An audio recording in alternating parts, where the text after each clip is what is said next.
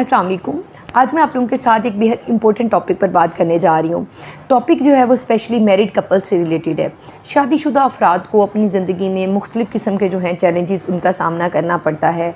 Challenges किसी form में भी हो सकते हैं, खा वो फाइनेंशियल इशूज़ हों, खा वो आपके वर्क कैरियर बैलेंस को लेकर प्रॉब्लम्स आ रहे हैं, या फिर आपके इन लॉज के साथ इशूज़ हैं, या फिर आप अपने बच्चों की एजुकेशन को या उनकी स्कूलिंग को लेकर कॉन्फ्लिक्ट हो गया है दोनों पार्टनर्स में, या फिर एक पार्टनर की तरफ से जो है इतनी नेगेटिव कम्युनिकेशन होती है कि दूसरा पर्सन जो है वो खा जितनी मर्ज़ी कोशिश कर ले, एट द एंड उनका क्या होता है, कॉन्फ्लिक्ट हो जाता है, आपस में लड़ाई झगड़े पर बात ख़त्म होती है।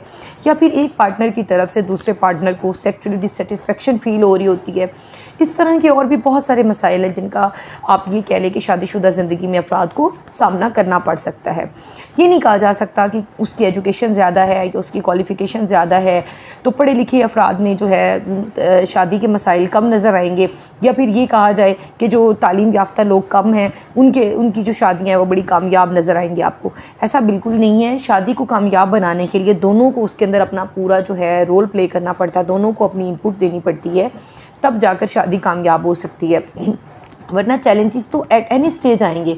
जब दो मुख्तलिफ़ किस्म के, दो मुख्तलिफ़ मिजाज के लोग एक ही रास्ते पर साथ निकलने का फ़ैसला करते हैं तो फिर इख्तलाफ़ राय तो 100% जो है वो पॉसिबल है कि उन दोनों के अंदर इख्तलाफ़ राय होगी, कॉन्फ्लिक्ट होगा, क्योंकि दोनों की अपब्रिंगिंग बहुत अलग अलग माहौल में की गई है। ज़रूरी नहीं है कि सबकी शादियां जो है उनके ख़ानदान में हों। वो एक बंदा किसी और ख़ानदान से बिलोंग करता है, दूसरा बंदा टोटली डिफरेंट कल्चर से है। एक दूसरे को समझने में, उनको ऑब्जॉर्व करने में, उनकी फीलिंग्स जो हैं या उनके घर का माहौल जो है उनको डाइजेस्ट करने में बहुत टाइम लग जाता है।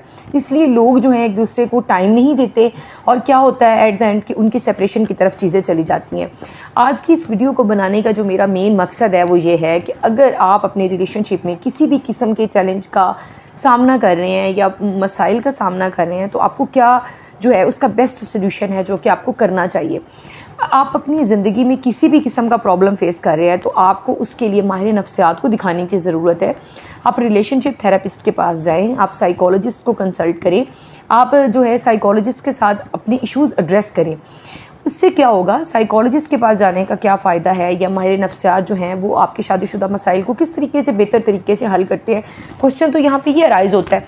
बहुत सारे लोगों को ये लगता है कि हमारे घर में इतने बड़े बुज़ुर्ग हैं, हमारे अपने वालदैन हैं, या फिर हमारे बहन भाई हैं, या हमारे कोई मामा चाचा, इतने ख़ानदान में लोग हैं, तो हमने माहिर नफ्सियात को प्रॉपर फ़ीस देकर अपने मसाइल बैठकर क्यों डिस्कस करें, जबकि हमारे ख़ानदान में हमारे इतने अबाव अजदाद या हमारे मामा चाचा दादा सब मौजूद हैं। हम अपने मसाइल का हल उनसे क्यों ना लें, हमें एक जो है साइकोलॉजिस्ट उसकी क्यों ज़रूरत है। तो देखिए उसका आंसर जो है वो बड़ा ही आसान और सादा सा है कि जो आपके रिश्तेदार हैं, जो आपके अबाव अजदाद हैं या आपके मामा चाचा बुज़ुर्ग हैं, नो डाउट कि उनकी लाइफ एक्सपीरियंसेस बहुत ज़्यादा हैं, उन्होंने दुनिया को बहुत अच्छे से देखा है, बड़े क्लोजली ऑब्ज़र्व किया है। वो सारी चीज़ें जो हैं विद ड्यू रिस्पेक्ट वो सब मैटर ठीक है। बट देखिए साइकोलॉजिस्ट के पास आने से क्या होता है, शादीशुदा अफराद की ज़िंदगी में जब मसाइल हैं तो उनको जब माहिर नफ्सियात को वो कंसल्ट करेंगे तो माहिर नफ्सियात एक ऐसा थर्ड वन है जो कि विदाउट जजमेंटल आपके मसाइल को सुनेगा, आपके मसाइल के लिए सोल्यूशन प्रोवाइड करेगा। उसमें बायसनेस नहीं होगी, वो आपकी वो या तो फीमेल जो है उसकी तरफ से नहीं होगा, ना वो मेल की तरफ से होगा। वो जो भी डिसीजन लेगा वो ग्राउंड रियलिटीज़ को मद्देनज़र रखते हुए डिसीजन होगा, वो आप दोनों फ्रीकैन के लिए न्यूट्रल डिसीजन होगा। उसमें किसी की साइड या किसी की तरफ से कुछ चीज़ें नहीं की जा रही होंगी। फिर एक और जो मेन इंपॉर्टेंट चीज़ है कि अगर आप अपने ख़ानदान में, आप अपनी किसी फ्रेंड के साथ या अपनी किसी बहन के साथ या अपनी कोई सिस्टर इन लॉ के साथ अपना कोई इशू एड्रेस करते हैं या कोई उनके साथ अपना दिल हल्का करते हैं तो बाद में आपको बहुत ज़्यादा सार्केज़म का आंसर उनके अंदर मिलता है। किसी लड़ाई में या कभी किसी जगह पर आपका उनके साथ भी इख्तलाफ राय हो जाता है तो वो आपको वो बात सुनाई जाती है या आपको सुनने को मिलती है कि आप बस करें मैडम, आपके बड़े मसाइल हैं, आप मुझे याद है कि आपकी शादीशुदा ज़िंदगी में कैसी कैसी चीज़ें चल रही हैं तो आप मेरे सामने बात कर रही हैं। तो देखिए यहाँ पर एक जो कॉन्फिडेंशियलिटी है वो आपकी ब्रेक होती है। माहिर नफ्सियात के पास आने से एक और जो इम्पोर्टेंट चीज़ जो मैं आपसे यहाँ पे कहना चाह रही थी कि आपकी कॉन्फिडेंशियलिटी उसको 100% मेंटेन रखा जाता है। माहिर नफ्सियात जो हैं वो साइकोलॉजिस्ट कभी भी आपकी कॉन्फिडेंशियलिटी को ब्रेक करने की कोशिश नहीं करते। इवन एक पार्टनर अगर नहीं जा रहा है कि उसके दूसरे पार्टनर तक वो चीज़ जाए जो कि इन्हें मतलब एक्सेप्शनल केसेस ऐसे होते हैं जिसमें वो चीज़ दोनों पार्टनर्स के लिए बेहद ज़रूरी है, या उसके नॉलेज में देना इम्पोर्टेंट है, या उसकी फैमिली के नोटिस में देना ज़रूरी है, जिसमें कोई लाइफ थ्रेटिंग चीज़ है, तो उस सूरत हाल में जो है वो आपकी इन्फॉर्मेशन आपकी फैमिली तक दी जाती है, जब कोई आपकी ज़िंदगी से मुतल्लिक कोई बहुत ही इम्पोर्टेंट आप कह लें कि प्रॉब्लम हो। अदरवाइज़ आपकी कॉन्फिडेंशियलिटी जो है उसको 100% मेंटेन रखा जाता है। आपकी बात जो है उसको आपकी जितनी भी आपने वहाँ पर अपने मसाइल आपने एक्सप्लेन किए हैं, वो आपकी फैमिली में जो आपके बाकी अफराद हैं या जो आपके ख़ानदान के बाकी लोग हैं उन तक वो मसाइल नहीं जाते, और मसाइल ऐसा तरीके से हल भी हो जाते हैं। देखिए, डिफरेंट ऑफ ओपिनियन हर बंदे का राइट है। ज़रूरी नहीं है कि आप अपना ओपिनियन या अपना बिलीव जो है दूसरे बंदे के ऊपर इम्पोज करें।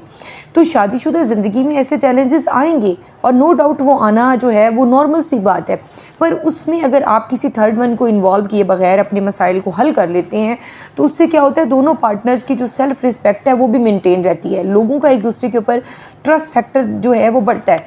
बाद में आपके माहिर नफ्सियात जो हैं उनसे आपका जो सेशन है उसमें आपको एक ऐसा सेफ़ इन्वायरमेंट प्रोवाइड किया जाता है जो हर किस्म के सार्केज़म से बाहर होता है, जिसमें आपको जो है वो बढ़ावा नहीं दिया जाता आपके मसले को, या बाद में आपके प्रीवियस एक्सपीरियंसेस के ऊपर आपको जज नहीं किया जाता।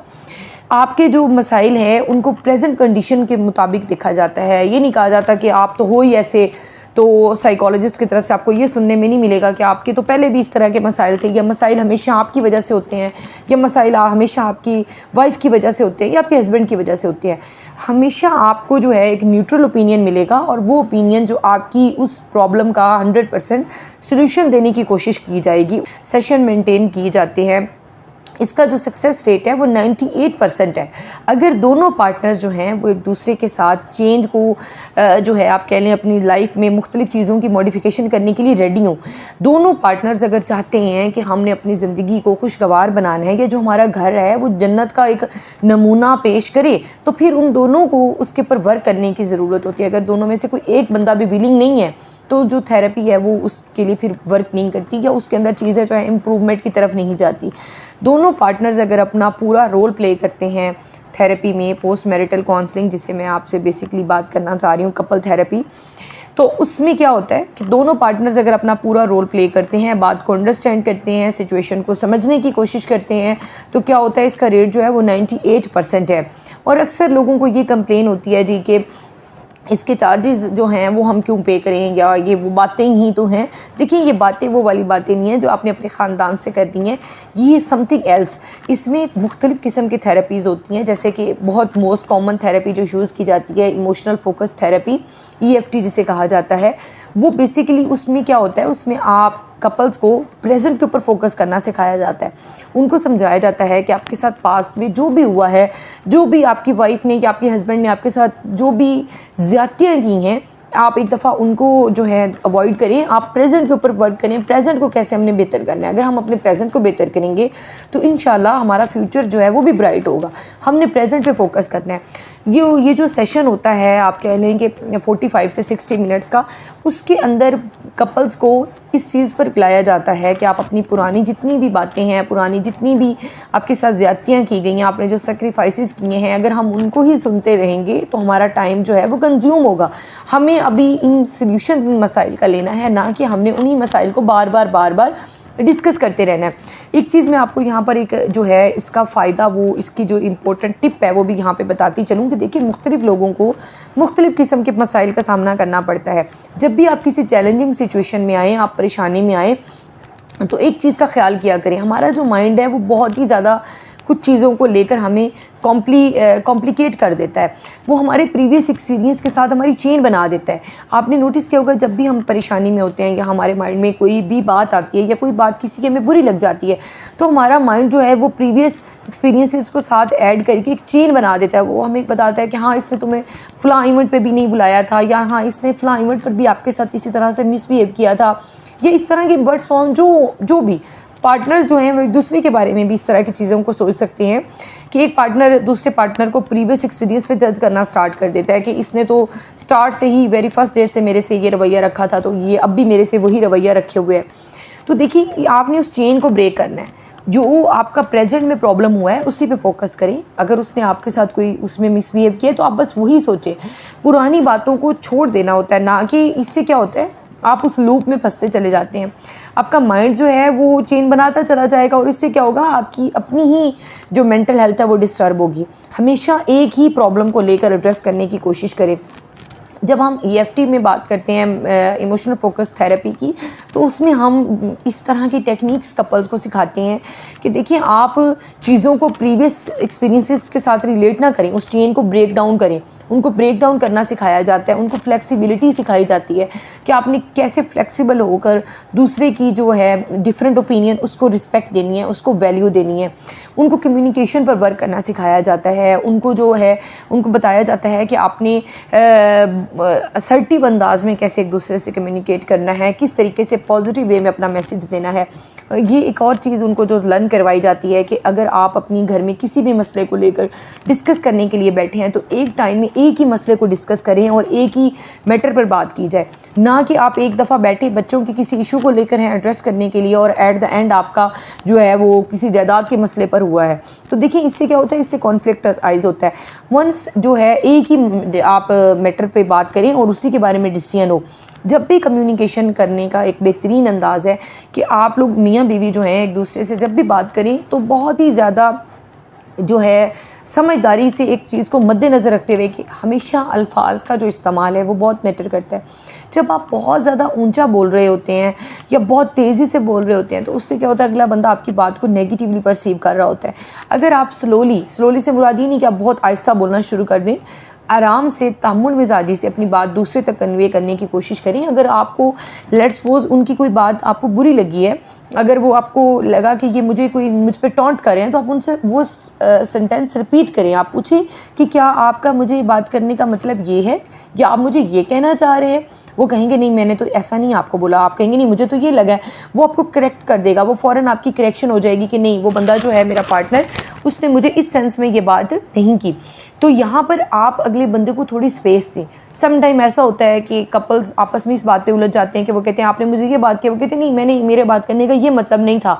बट जो दूसरा बंदा है उसने जो मतलब लेना होता है वो अपनी मर्ज़ी से उस मतलब को ले चुका होता है। अगर आपका पार्टनर जो है वो एक्सप्रेसिव नहीं है, इंट्रोवर्ड है या एक्सट्रोवर्ड है, या मतलब आपको लगता है कि वो शायद मेरी फीलिंग्स की कदर नहीं कर रहा, तो थेरेपी में दोनों पार्टनर्स को पर्सनैलिटी टाइप भी एक दूसरे की समझाई जाती है। उनको बताया जाता है कि देखिए, आपका पार्टनर जो है उसकी ये पर्सनैलिटी टाइप है, उसके अकॉर्डिंगली उसको चीज़ों को अब समझने की ज़रूरत है। अगर एक बंदा जो है उसकी पर्सनैलिटी में वो चीज़ नहीं है और उसने कुछ नई चीज़ ऐड ऑन करनी है, तो उसको थोड़ा स्पेस देने की ज़रूरत है, उसको थोड़ा टाइम देने की ज़रूरत है कि वो उस चीज़ को समझे, वो अपने अंदर वो चीज़ों को इम्प्रूव करे, जो उसको लगता है कि उसके अंदर कमियां हैं उन पे काम करे। तो दूसरा पार्टनर जो है वो फिर इतनी देर एटलीस्ट उसको जो है स्पेस दे ताकि वो अपने अंदर उस नए बिहेवियर को अडॉप्ट कर सके।